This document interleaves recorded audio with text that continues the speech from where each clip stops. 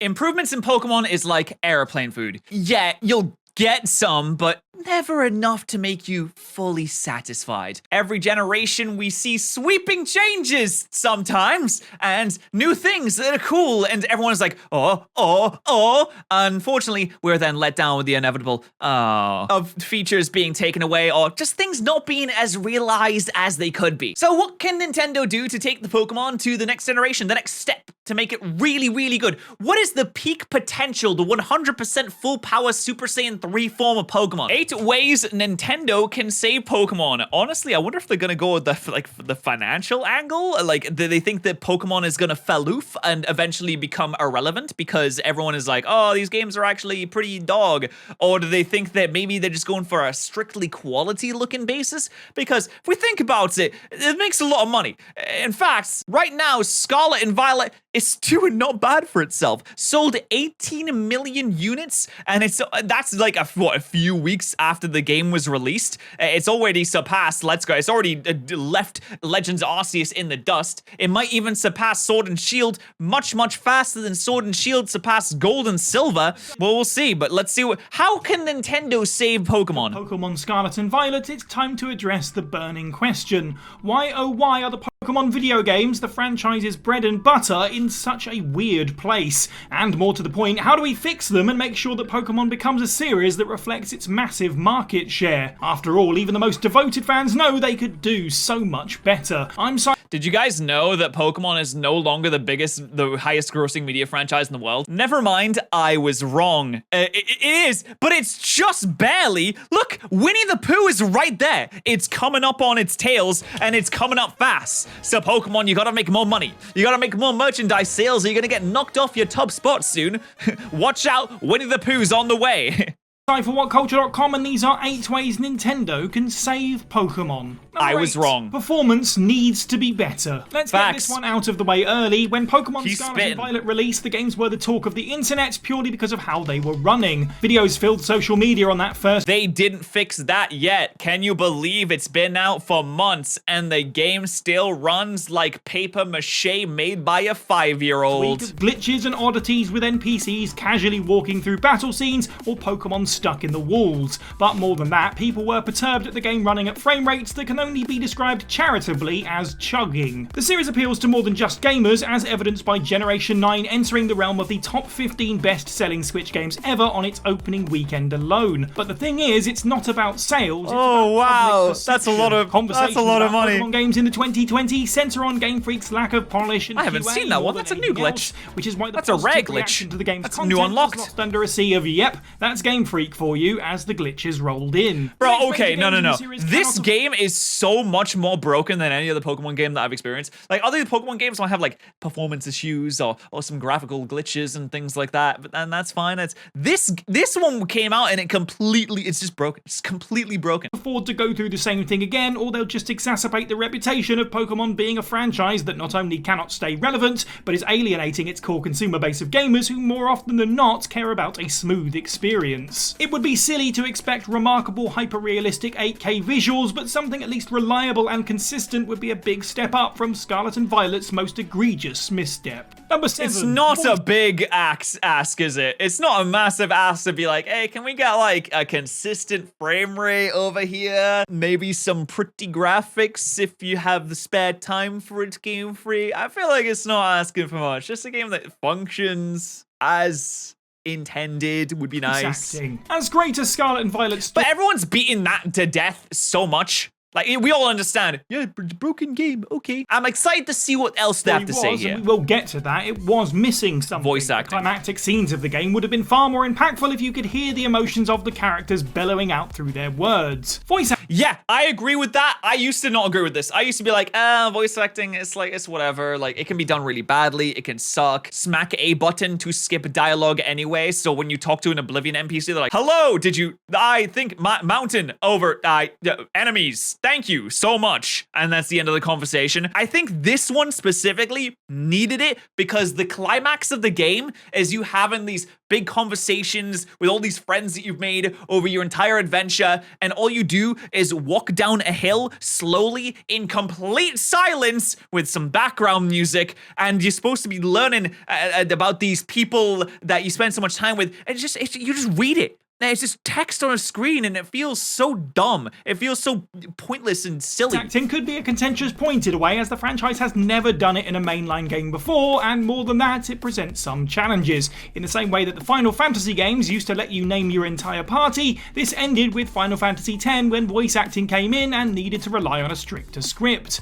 But at the same time, I understand why people may not want voice acting, because I'm gonna be honest, when they introduced voice acting into Fallout 4 in the Fallout franchise, it actually reduced the amount of dialogue options and felt less like an RPG. It felt less like your own character. So I can see why people would be like, but at the same time, my counterpoint is that you don't get any dialogue options in this game anyway. It's always a set dialogue tree. In fact, you don't get to say anything. You get to say yes or no sometimes, and you don't even get to choose, because if you say no, they force you to say yes anyway. So I think some voice acting would do a lot of good for this series. Done. Big RPGs like Persona 5 and Dragon Quest XI have gotten around this issue by giving your character a title alongside your chosen name. Pokemon could easily go the same route by making you the Professor's Apprentice or the Pokemon Whisperer, or quite simply have everyone call you Trainer. Naturally, this presents low. If I had an entire game calling me the Pokemon Whisperer, I'm not playing it. I'm not playing that game. Difficulties, I don't want to play that game. Considering the amount of Poké dollars that the franchise must make annually, money should be no issue.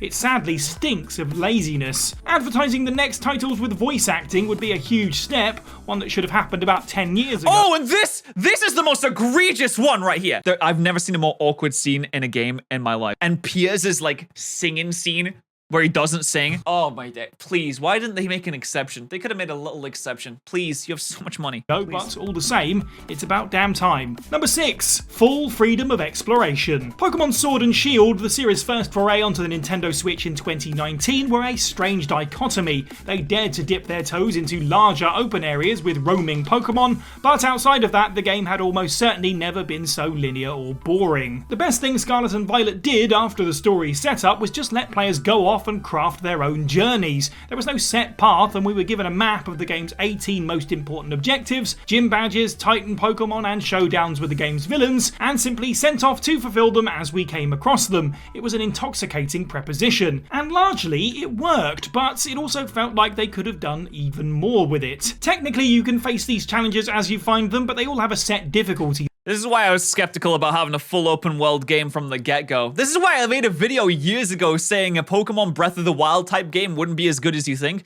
because I knew that deep down, Game Freak wouldn't make a world that's as fleshed out and as fun to explore as, say, a Bethesda game or a Zelda game. I've never played Breath of the Wild, but I think it's good. Some people have said it's good before. You ever heard someone compliment Breath of the Wild's open world? They say it's pretty good. But I didn't think that Game Freak could make one of that scale. And let's be honest, I'm pretty sure that the open world that we have in this game is not the one that you really hope for. You can walk around it, yeah, but what do you find? TMs? You find an elixir off in the distance. You scale a mountain and there's a Pokemon there. I mean, that's cool, but there's nothing to do. The world doesn't feel alive when you explore it. Everything just kind of stands around. Things that clip through the ceiling. It just feels really disjointed, unfinished, and lackluster. Level, that is to say, there is still a correct order. Sure, if you're a confident and long-serving Pokemon master, you can tackle. And I wish there was objectives level first, scaling on this. I really do. Creating a game where the difficulty descends as you are forced to knock off the easy challenges later. Quite simply, Pokemon's next open world needs a level scaler. If you use the franchise's long-standing gym badges as an example, perhaps every gym leader has a different number of Pokemon that changes and levels depending on how many badges you already have. That way. And don't get me wrong, I'm going to sing this game's praises as far as being able to go in any direction. That's fun. That's great. That's awesome. That's cool. It gives you such a sense of freedom where you can make your own adventure.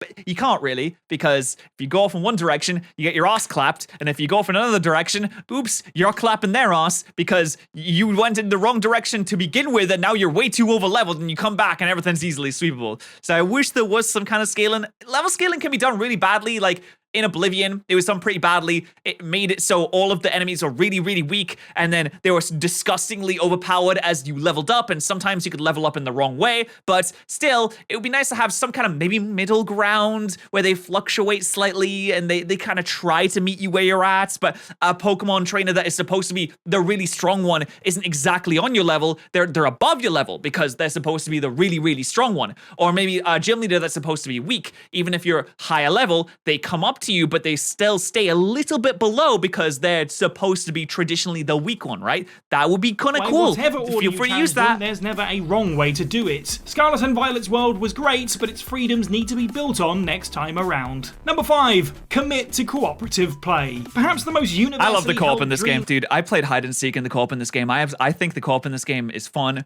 but it is, I feel like it's lacking a little bit. It is fun, dude. Playing hide and seek is so much fun. I had a lovely time doing that with Jaden, Luke, Dylan, Nexus, everyone, Captain Kidd. It was a ton of fun. There's so much more that you could do with it, though, that for a Pokemon game, especially the potential is there. Long It really is. fans, is some kind of MMORPG. Part of that is the appeal of a large interconnected world, but the other is the ability to play alongside friends. Scarlet and Violet peeked inside the box of possibilities with this one, and it was a heavily advertised feature that you could explore the world with up to 3 friends. And for the most part, it's awesome. You can explore the world together, take selfies, battle, and watch each other battle other trainers. It's nearly flawless. one of my favorite parts when this game originally came out was when I did a battle video versus Dylan and he went to catch a Pokemon, ran into the wrong one. I knew which one he wanted and I immediately dove in and stole it from him, and it was a great moment. I think that's great. I want more stuff like that. That was fun. That was a good moment. I really enjoyed that. Let's just have more things like that going. You can't actually go through the story together. You can both be in the same world, but you're resigned to doing the major parts of it alone. Because of the way the game's plot centers around a certain group of characters, and each player's own motorbike dragon, you can't contribute to your friend's story. Which feels like a missed opportunity and a tease. It wouldn't be all that hard to just fully commit to games that are utterly, completely cooperative. Previous titles have had sections where trainers fight in double battles, so why not bake that concept into the game if you're playing alongside a buddy? They had that in Let's Go. They did that in Let's Go, but it made the game like ridiculously easy because it would always end up as a 2v1 scenario. A game mode that turned everything into a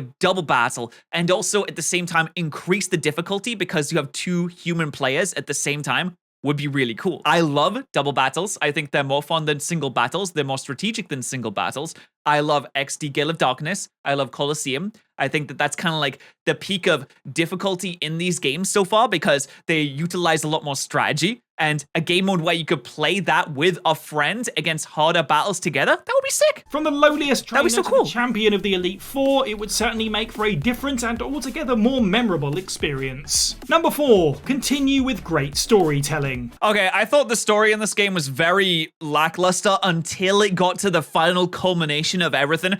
I liked Nematode. I thought that she was fun. I thought that it was okay. I didn't think it was great storytelling because the plucky rival wants to be your friend and battle you and have good battles. Like, oh yeah, okay, sure they do. And then there's the bully team that isn't actually the bullies, and they're actually the bullied, and they came together to not be bullied. And I'm like, okay, that's kind of emotional. That's pretty good. It's not great storytelling, but it's pretty good. It's pretty good.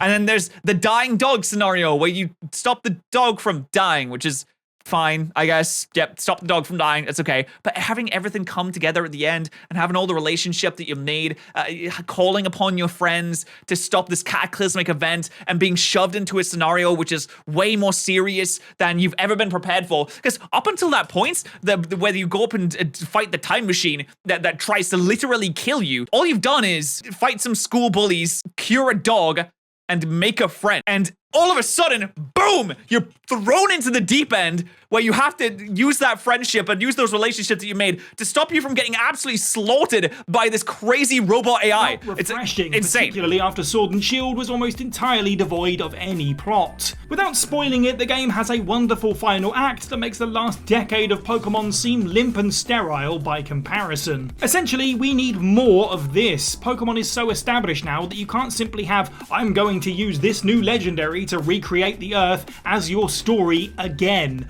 The series always does better when we can interact with semi-realistic characters. But what if I use this new legendary to recreate the earth and the sea? What then? With empathetic goals that end in lessons or moral quandaries. Real stories that just so happen to take place in a world full of dragons, dinosaurs, and sentient magnets. Number 3. Take inspiration from Legends Arceus. Facts. 2022 was a wild year for the spittin'. Pokemon franchise as it was bookended with pretty major releases. In January, we had a real diversion from the norm with Legends Arceus, which took us into Pokemon's past and made some pretty broad changes to what we'd come to know over the last... Just give me the catching. Just give me the catching for Legends Arceus. Let me run around. Let me do the catching. I actually liked the battle system. A lot of people didn't like the battle system. I thought it was fun. Maybe don't need to bring that one back. I just thought it was enjoyable. Just give me the catching. Catching was good. 5 years. Bring that back. As with most major departures for a series, it wasn't perfect, but it did do a few Oh yeah, things bring that back were shiny celebrated noises. by almost I don't know why they took everyone. that out. That was Open weird. world, most importantly, was fluid and always moving. Every time you entered battle, it was a joy to move in and out of combat, and considering the game was asking you to catch as many Pokemon as possible, often of the same species, it was important for this aspect to be... Yeah, that part was annoying. Let's not bring that one back. Go around and catch 30 Buizel and then release 30 Buizel from your box. speedy. Unfortunately, Scarlet we and don't have to Violet do that. felt like That's a step okay. back through almost no fault of their own. Since Legends and Generation 9 were being developed at the same time, aspects from one didn't necessarily cross over into the other. As such, these games felt slower and more outdated by comparison, and getting into unexpected battles... Bro, it felt was no slower longer a because it pleasant was slower. surprise, It was but running did at cover like upsetting 75% frustration. speed. Number 2. Bring back Mega Evolution. Bro, who said that in the chat? Did you pre-watch that? Or did you just coincidentally say that? I felt like you clocked on right quick to that, didn't you? That's crazy. Mega Evolutions were a gimmick of Generation 6 that allowed certain mons to evolve yet again into even more powerful and wilder designs. They were Here's my spicy take on this one. I love Mega Evolutions. I think they're super sick. I think the designs are cool. I think they're a great addition. I think they're a lot of fun. Competitive players don't think it was the best. They think terrestrializing was actually the best, and that's fine. I'm not really a competitive player, so it doesn't really apply to me. I think at this point, if they were to bring back Mega Evolutions, it would just feel weird and out of place because they have clearly went in the direction where it's like, okay, we're going to have our gimmick for each generation, and it's going to be different, and we're not going to go back to the old ones. Mega Generation for Gen 6, Z-Moves for Gen 7, Dynamax for Gen 8, terrestrialize them for Gen 9. And for them to break that and be like, actually, we're going to bring this really specific one back because maybe we liked it a little bit more, it would feel really weird. And I don't know, maybe it's just because I like things to be neat and uniform, but I don't know if that would feel very good to me. Although, if I did see them come back, I'd probably pop off a little bit. I'd be like, yo, that's pretty sick. It would feel disjointed, a little bit out of place and untidy and strange. pretty popular since it was a way too fresh and They had Megas in Gen 7. Yeah, they had them. They didn't add any new ones, though. It was clear that it wasn't like the main thing that they were going for. It's clear that they moved on to Z-Moves, and that Megas being in Gen 7 wasn't because Megas were a part of Gen 7 necessarily. It's just an afterthought. They were like, yeah, we'll have this as like an option, I guess, if we have to. But then they were like, I guess we don't have to, actually. We can make a new gimmick every generation and the world won't implode. We don't have to keep everything. And then they were like, oh, we don't need a national dex. And that's how that went. New Mega Evolutions wouldn't go amiss, but most importantly, we just need access to the ones that already exist, lest they become...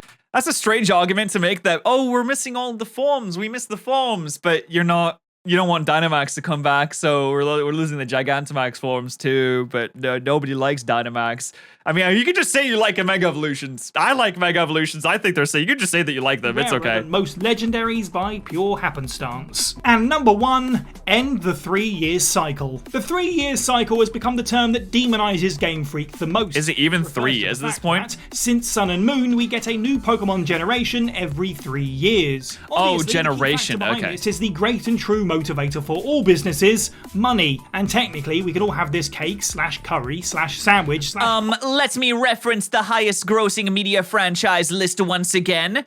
We're close to losing to Winnie the Pooh, so we can't slow down on our merchandise, can we? that Game Freak and Nintendo need to plan better and Dude, Unite straight up, I mean, Unite is still going strong. This still has a pretty strong player base, and it's been updated pretty frequently. I think Masters EX is also updated pretty frequently, so if you have like a strong foundation and a good idea, you can make something decent, and it just makes me wonder what the potential is for different franchises. What if there was a Pokemon cart, for example? more advantage footage of. New Pokemon Snap could have been bigger, marketed better, and been treated as a tentpole title, and future installments in Mystery Dungeon, perhaps a Pokken tournament sequel, and who knows what else should be the same. Pokken flopped. And why? Because that way, the cycle of a new generation every 3 years comes to an end. AAA games simply need more time. Nintendo gives major Zelda releases a birth of 6 years, so why does Pokemon only... Snap dropped with a massive thud after a single week. Nobody cares about it anymore. I mean, it's like a 4-hour game that's a single player. You play it once and you're kind of done. I don't think that every game needs to be remembered forever or played forever or like massively replayable. I think it's okay for a game to just be fun for 8 hours and then you're like, that was fun, and then you don't have to play again. That's okay. That's totally fine. You don't have to have something with massive multiplayer online features with constant live service updates. I hate live service games now. They ruin everything, man. Live service games are so dick. All they do is they come out with this mediocre baseline and then like, oh, we're gonna add so many updates and skins and you can buy them with your real life money. Come on, kid, let's go. I want more games to just come out, 8 hours of fun, boom, you're done, move on to the next one. I like that. That's fine. Apparently need half the time. Put B and C teams on stopgap titles so that Generation 10 arrives in 2026 at earliest and complete. That was like Legends Arceus, right? Legends Arceus, I played through it once, had absolutely no desire to play through it again. I loved it. I think it was great. And a broken mess. And that's the list. Let us know what you thought. Well, what did you think? What do you think Nintendo has to do to save Pokemon air quotes? I don't think they have to do anything because they're selling absolute boatloads, but it would be nice if they made the games a little bit better. That would be really good. And I think we made some really good suggestions. Let me know what you thought of the suggestions in the comment section. Also, subscribe. Also, if you have a video you want me to watch, post it in my Discord server. Links in the description.